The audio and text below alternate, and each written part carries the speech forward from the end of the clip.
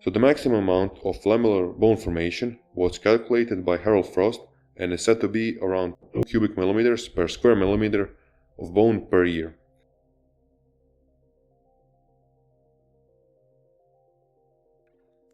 Hello everybody, welcome to the second episode of the evaluation of bone smashing, where we answer the first out of 3 relevant questions I outlined the last time. Does bone have enough adaptive ability to induce meaningful growth? This question begins our journey in answering if bone smashing works, as this is a prerequisite for its efficacy. If bone cannot even adapt well enough to cause a meaningful structural change, one that would influence facial attractiveness, then obviously it would be impossible for this practice to work. But if it turns out that bones in fact have the capability to sufficiently grow, then we can go to the next step of our evaluation, which is the question of how hard the stimuli must be in order to achieve meaningful growth, and does bone smashing offer such stimuli. But let's not get too far ahead of ourselves, and instead we shall explore bone's adaptive ability. We cannot do that by measly restating the Wolff's law, as science does not work by just repeating after a 19th century German surgeon, like some would like you to believe. We must do this in a proper way by updating ourselves on the current scientific consensus behind the law and then proceed from there. So how did the idea of bone smashing come to be?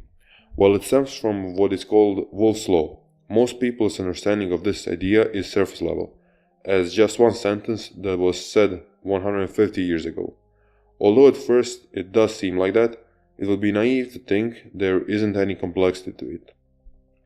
Considering this has been an area of ongoing research ever since its original proposal, thus we must start by analyzing the progression of this idea from its original development up until now. The relationship between mechanical forces and bone shape was noticed first by Galileo in the 1600s, but 200 more years would pass until the idea was proposed that bone possessed a sophisticated ability to adapt when subjected to environmental stressors. That work had been done mainly by German scientists Roux and Mayer, but the man whose name got notoriously glued to the phenomenon is Julius Wolff. He described the phenomenon as a complete mathematical law that would act in a completely deterministic and predictable way, although it is quite impressive how far he developed his Wolff's law of bone transformation. Throughout the 20th century, with the advancements in osteology, some basic tenets of it were disproven, particularly the parts of the theory that attributed a completely deterministic nature to the process. Regardless of that fact, the relation between mechanical stressors and bone has garnered general acceptance. So what is the current scientific interpretation of Wolff's law? Well, major contributor to our present-day understanding was Harold Frost.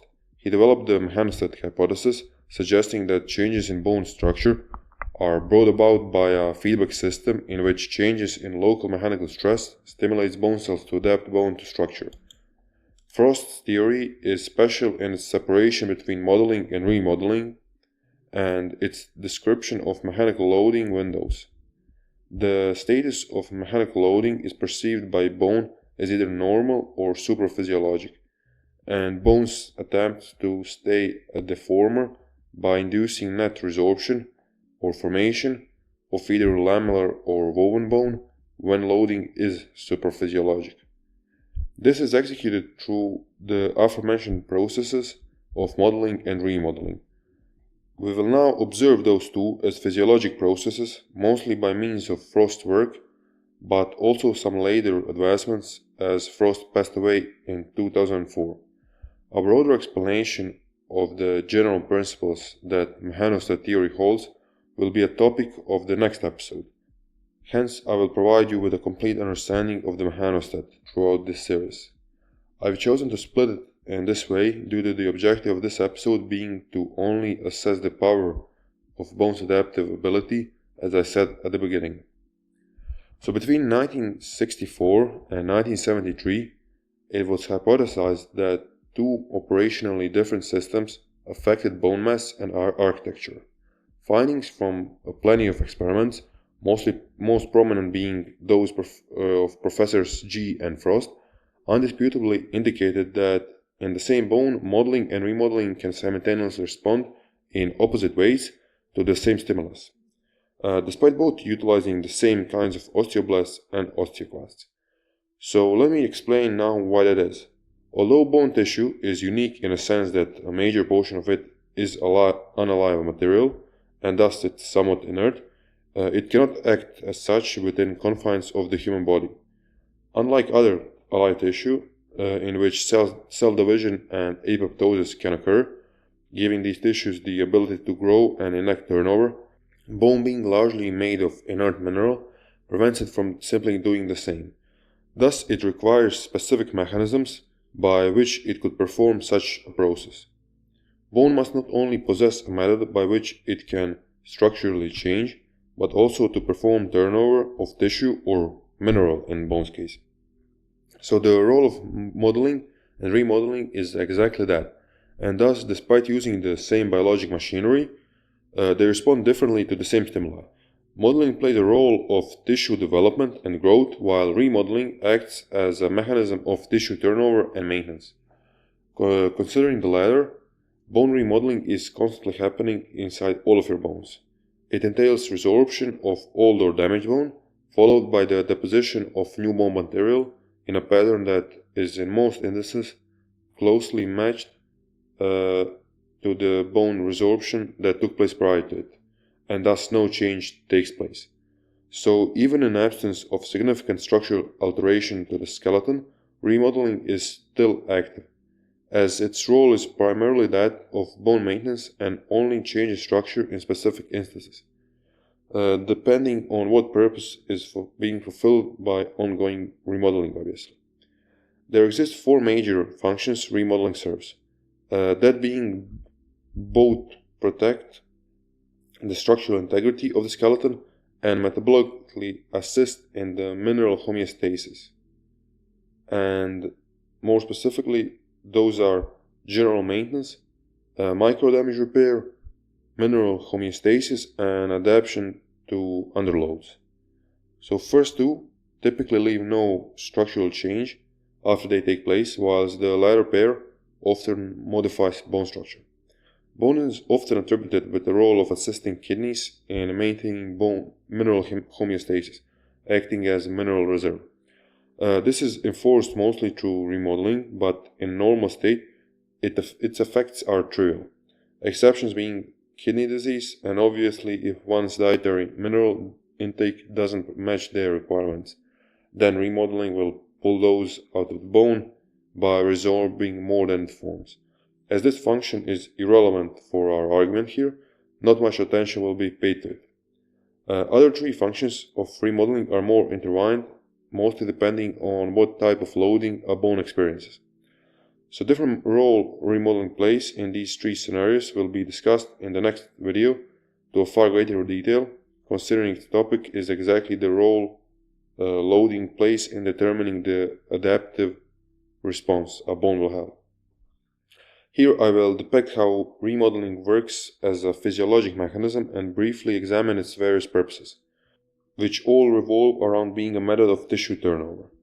As I have mentioned, just like any other tissue, bone has to turn over its content or cells and minerals.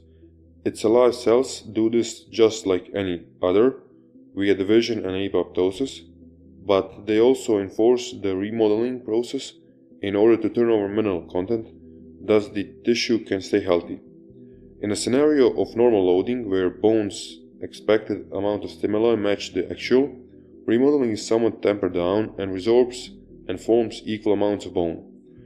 If stimuli was to suddenly go down, we would consider bone to be in a disused state, and as your body isn't very fond of keeping stuff it doesn't use around, remodeling will be railed up in a manner that emphasizes resorption. Thus, the objective of such remodeling process would be to remove what is perceived as excess bone. A far more unique function of remodeling is the repair of microdamage. Mechanical usage creates small microfractures inside your bone, and their accumulation can lead to a fatigue fracture, as it decreases the structural integrity of bone, thus diminishing its strength. Remodeling serves as a counterbalancing force to this by resorbing damaged bone and forming new lamellae. So due to microfracture formation growing exponentially with the rise in load, it can outpace the ability of remodeling to repair damage, and in such instances, instead of lamellar bone formation, woven one takes place, as the anarchic nature of it allows for quicker formation. This happens until even that ability is suppressed, which leads to an inevitable accumulation of microfractures, increasing the risk for fatigue fractures. Henceforth, global remodeling can either remove or conserve bone, but does not really increase bone mass, as evident from these scenarios.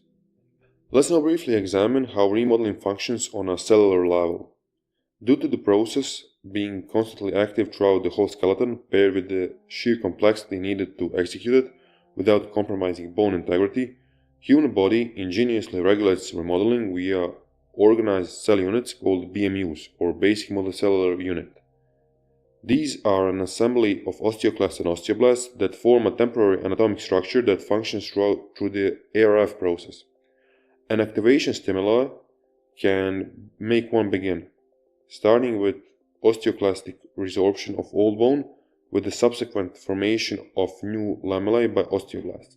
Such a sequence of a single BMU takes 4 to 6 months, turning over about 0.05 cubic millimeters and ending with BMU self-destruction, but also leaving secondary osteons or haversion systems incompacted.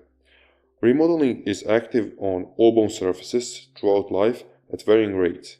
Exact manner this process happens is different between trabecular cortical bone, as the BMU either digs through the bone or just works on its surface. In any moment, there are between 1 and 2 million active BMUs in the body. Now, merging this cellular aspect of remodeling, or the micro with the macro, or the aforementioned purpose of bone remodeling, their interrelation becomes clear, and consequently, we can derive some quantifiable terms that were proposed by Harold Frost. As the BMU advances through bone, being led by osteoclasts, it resorbs bone, leaving empty space behind. This space, devoid of bone, can either be fully replaced by osteoblasts or only partly filled, leading to a net loss effect of the particular BMU after its completion. Examining the net effects of all BMUs on a certain bone site allows us to inquire into remodeling's activity of that bone site. The BMU-based remodeling presents the following features: A. Bone turnover, B. Net gains and losses, and C. Space temporarily absent of bone due to evolving resorption spaces. Those features depend on the shown characteristics of the remodeling processes, on how many new BMUs arise annually, on how much bone each BMU has resorbed and formed upon its completion, and on how long the typical BMU takes to become completed. Considering we now know the approximate values of annual BMU arisal and their lifespan, we can derive the values of the first set of features by examining the absolute and net effect a sum of BMUs have on a certain bone site. Since there exists about 2 million BMUs at any moment, we can define our first characteristic of a specific remodeling process as the activation function, or the number of BMUs completed in a certain time period in a certain bone site, expressed in a number of BMUs per square millimeter per year. Bone turnover is defined only as the amount of bone resorbed and replaced by new, pretty much the amount of bone that's been processed. Bone turnover rate is determined by the intensity of BMU activity and is partially independent of what the net balance between resorption and formation is. Instead, it relies on the absolute activity of both. We can define VB as a turnover of average BMU involved in the examined remodeling process. Multiplying that by the activation function, we get the turnover rate for a certain bone site in a certain time period, which is expressed in cubic millimeters per square millimeter per year, or VT. Then we can look if formation lags behind resorption, which will determine the net effect per completed BMU. We will call that delta B BMU. So if bone formation doesn't match resorption, delta B BMU is negative. We can multiply delta B BMU with the activation function, which yields bone balance during a certain time period on a certain bone site. If it is positive, means new bone is being built, and negative equates to bone loss. It is expressed in cubic millimeters per square millimeter per year. Hopefully this can sink in to a meaningful enough degree, and on the bright side, although there is far more to the whole mathematical aspect of this theory, I do not see it particularly useful to go into greater detail than this, as remodeling isn't our main interest here, albeit it is more researched than modeling, unfortunately. Thus, learning just these basics will make you more than capable of both understanding concepts that will arise throughout the series, as well as when reading any osteology studies, at least related to remodeling. Now, regarding the other, possibly due to its simpler nature, bone modeling is the less researched out of two, thus slightly more ambiguous. It changes the architecture of bone as to adapt it to a certain stress and leaves either a net positive change or no overall change in terms of global bone mass. Here and after, global means summed up to the whole skeleton or the whole bone. Nevertheless, we can make a slightly vague and abstract distinction between modeling bone growth and modeling drifts in terms of the outcome, although they do rely on the same physiological mechanisms. So modeling operates with no or just slight increases in global bone mass. Think of it as sculpting or fitting form to function.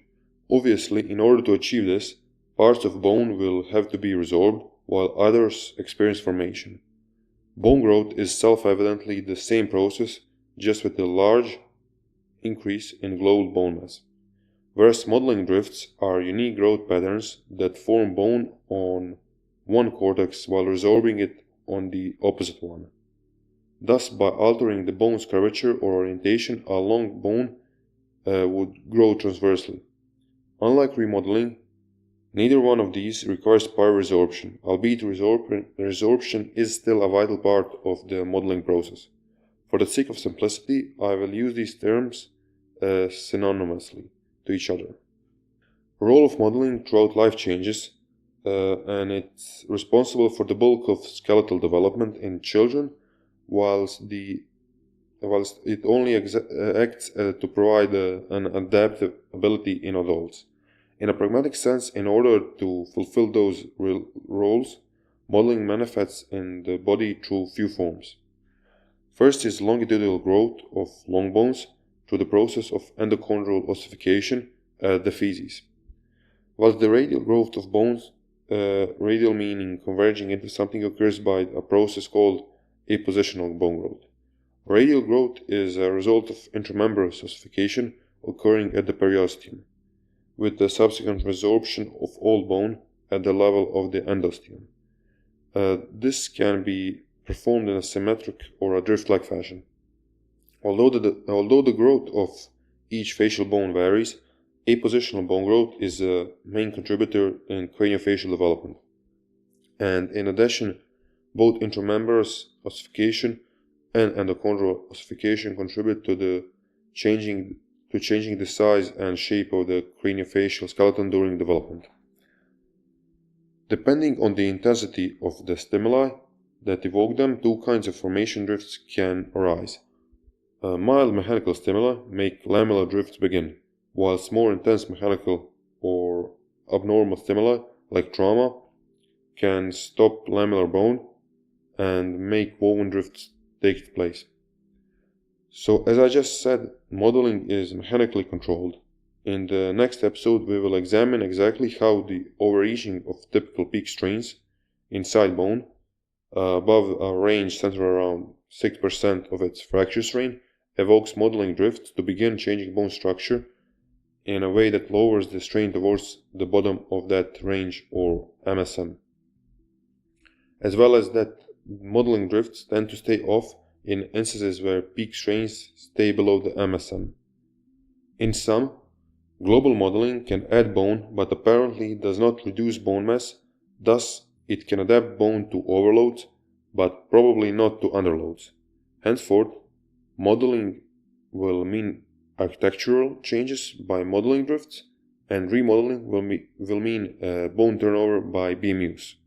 As I alluded to when I started talking about modeling, a characteristic bone tissue has is that it can adapt to overloads without an increase in its size.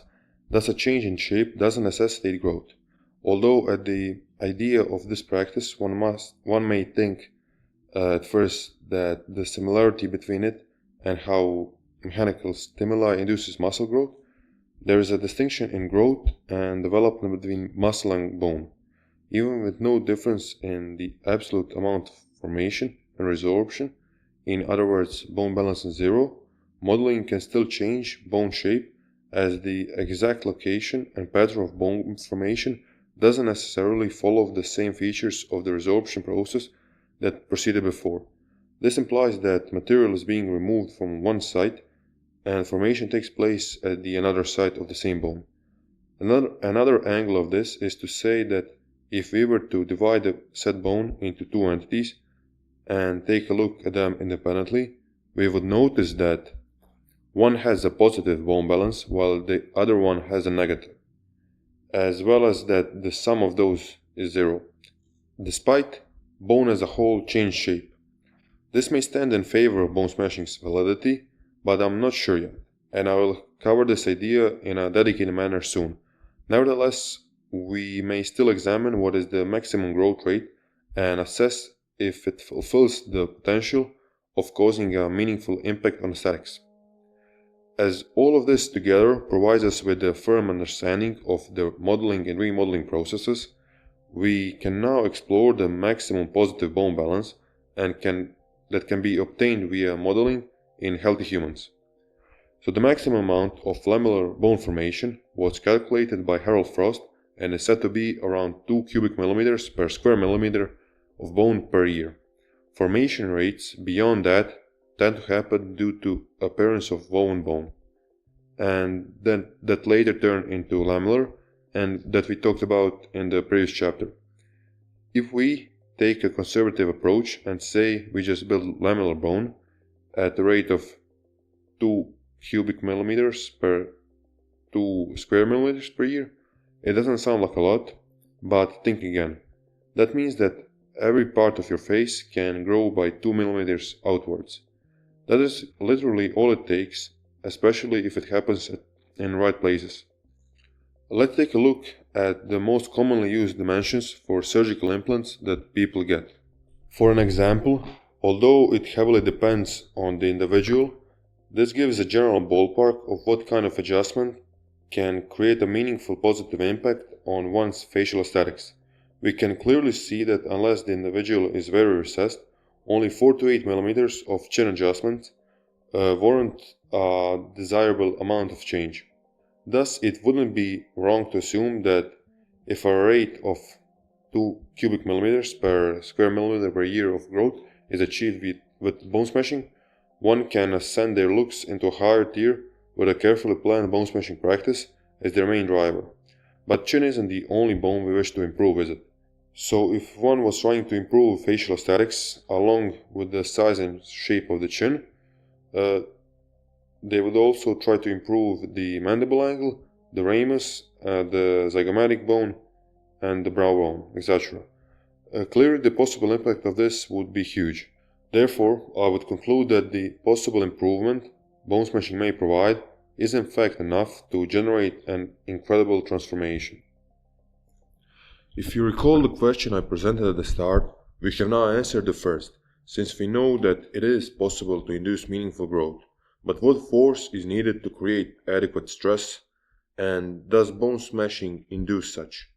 That will be answered after we define a way of analyzing stressors in the next episode by figuring out how the mechanostat works, or the process of detecting mechanical stimuli, which will predominantly be called strain onwards, and the subsequent translation of strain into a biochemical signal that can be understood by various cells in your body, primarily osteoclast and osteoblast, Thus, the next episode will be related to the mechanostat. In upcoming episodes, I will present concrete proof that this works and talk about how hormonal balance affects this process, along with some practices, supplements, and even pharmaceutical interventions that can help achieve the desired outcome faster and more efficiently. All of this will result in a scientifically supported method of bone smashing that can change your facial structure extremely effectively.